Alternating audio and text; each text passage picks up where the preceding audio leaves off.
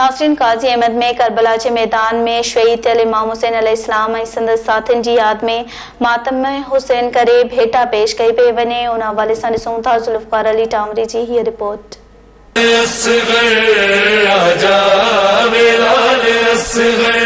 झूला तेरा झुलावा क्यों रुस गया है माँ, तो आजा मैं वारी जावा।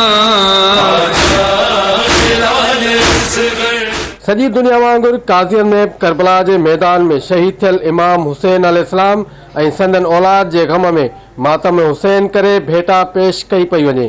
जॾहिं 8 मुहर्रम जी राति नंढड़े मासूम इमाम असगर अलैहिस्सलाम जिन शहीद कया विया। उन सिलसिले में काज़ी अहमद जे मुख़्तलिफ़ इमाम बारगाहुनि मां मासूम इमाम असगर अलैहिस्सलाम जिन झूला कढी पुरसो ॾिनो पियो वञे।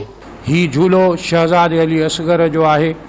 असां तक़रीबन 4 सालनि खां वठी ही झूलो शहज़ादे अली असगर जो कढंदा आहियूं ऐं हर साल वांगुरु असां कढंदा आहियूं 8 तारीख़ ते।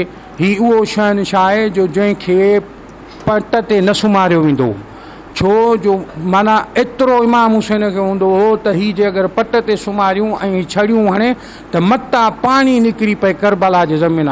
इहे लफ़्ज़ मुंहिंजा अलामा शहंशाह नक़वीअ जा ॿुधल आहिनि। उन जी मजलिस में हुअसि त उन ई ॿुधायो त हिन खे तक़रीबन जेका लोड पाण वटि आई न लोड, उन लोड हिन अली असगर बादशाह खां पोइ आई। जीअं त अयाम अज़ा हली रहियो आहे, उन जे सिलसिले में अॼु 7 तारीख़ 8 जी राति मासूम अली असगर जा पींगा निकिता आहिनि। इहो अली असगर जो पींगो आहे। हर साल 45 साल थिया आहिनि, ड्यूटी ॾींदा पिया अचो।